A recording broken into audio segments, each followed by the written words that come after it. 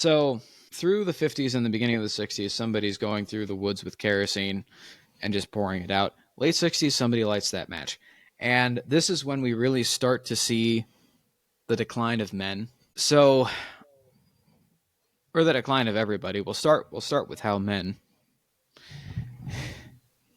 are. So the image of what a father figure is just gets more and more watered down to the point where the ideal is now the average.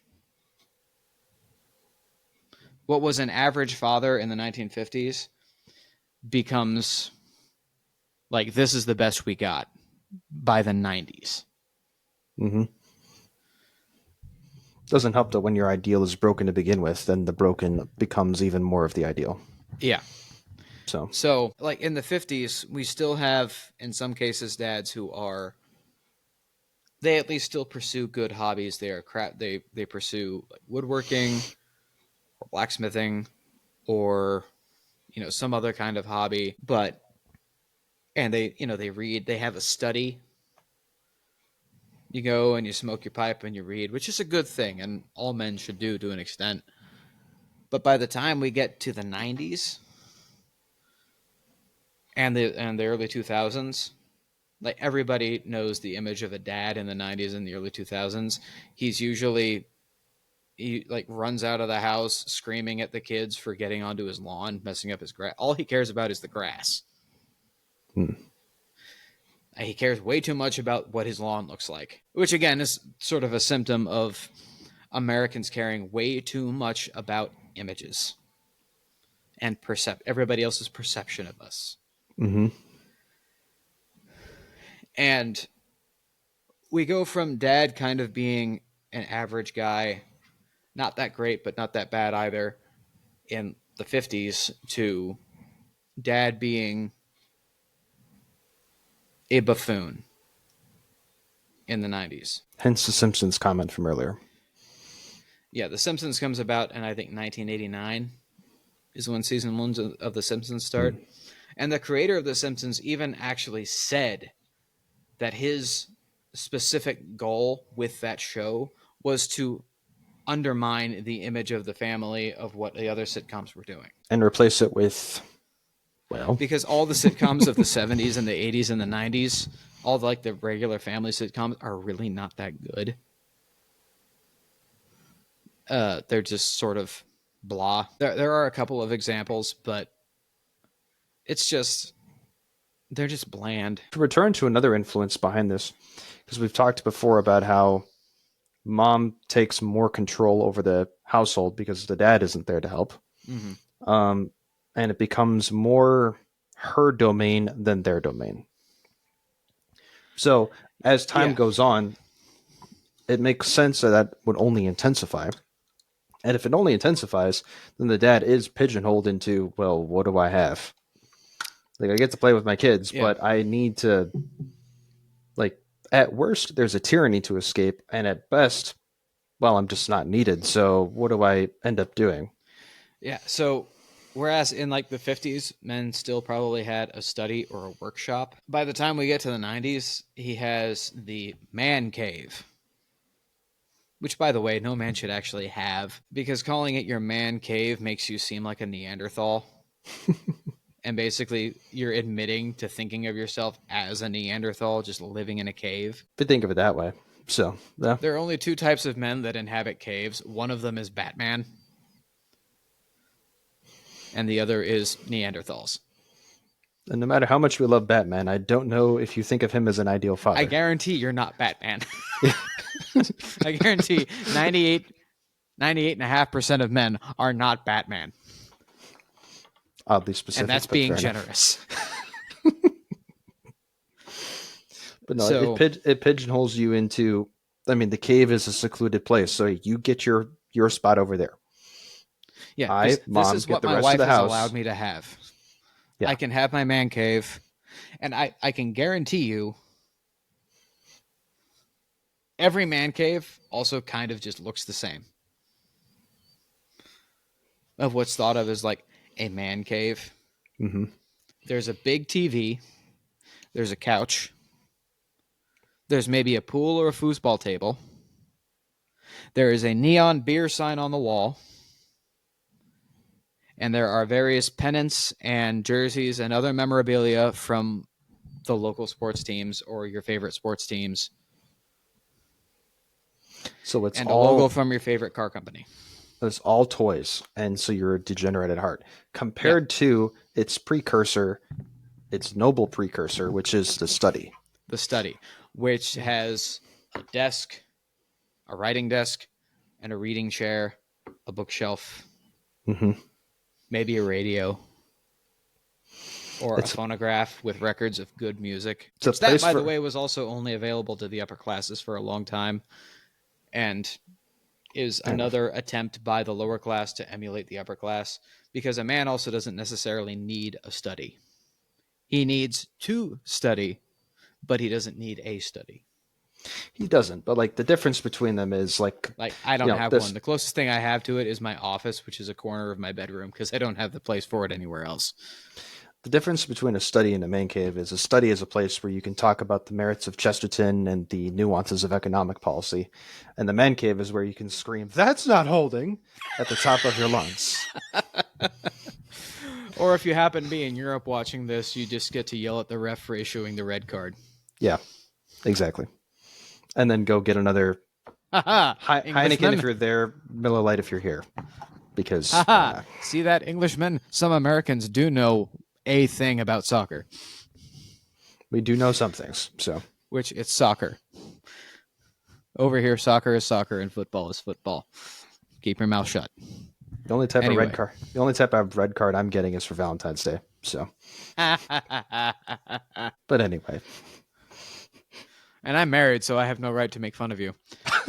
But because the image of a father gets twisted, even on television, even if your dad is very good, because your dad is probably still at work for the majority of the day, and you only get to interact with him for a little bit at a time, you still wind up imprinting that on your father. And this also winds up twisting the idea of masculinity over time. And this is a degradation from the 50s to like the 70s and onward.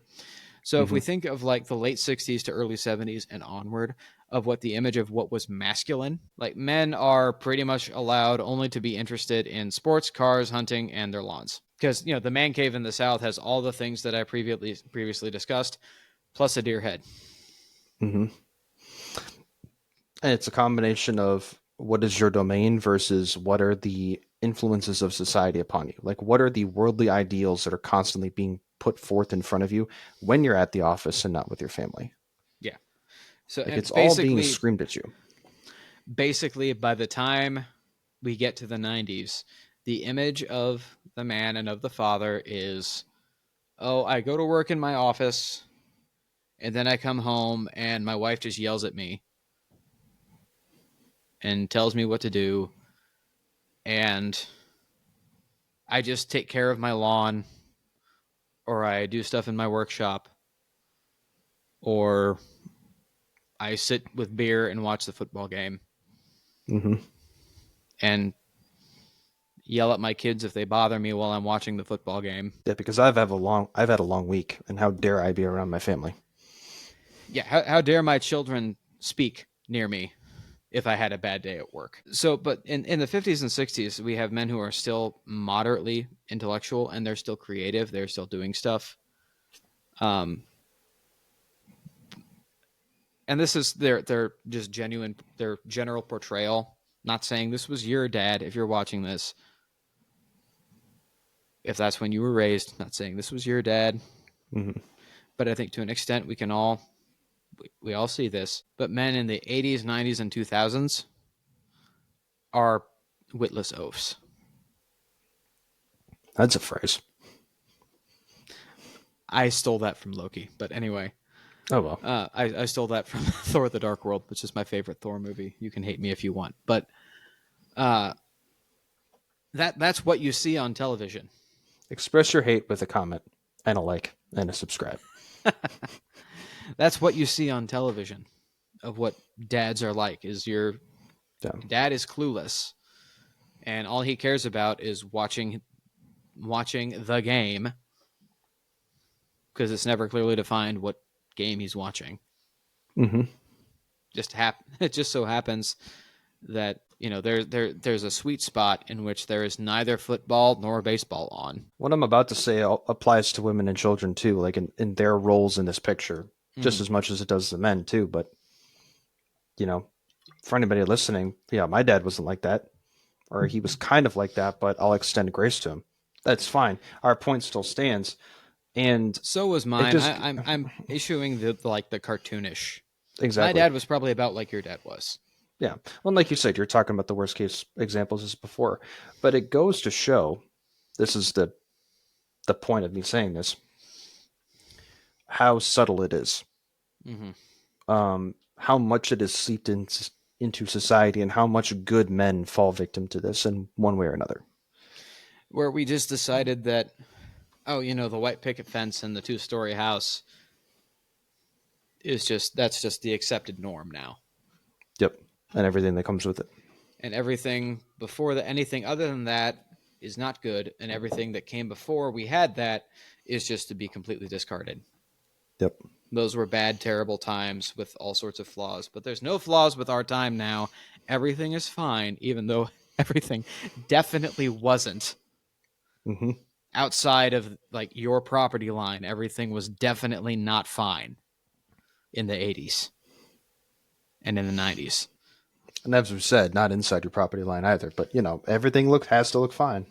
Like I like to say, we had the gay 90s in 2 separate centuries, but they were both gay for entirely different reasons. Yeah. I want the first one, not the second one. I don't even necessarily want the first one. Fair enough. Well, but I want what could be conjured up as an image of it. How about that? Yeah, I want people who are happy and prosperous, but I also want them virtuous. But I want people prosperous and virtuous, but if I can only pick one, I want them to be virtuous. Got it. So that's what happens to men, is that the portrayal on television does wind up, it's like, by the time we get to the 80s and 90s, it's almost to a cartoonish degree. But to an extent, everybody's dad sort of does resemble that. I know that in some ways my dad did. I'm sure your dad did. He shared at least one quality with the buffoonish dad on television. Mm-hmm. And again, it's the like, every dad looks the same. But also, dads are watching the same shows, so they're seeing that as what they should be aspiring to.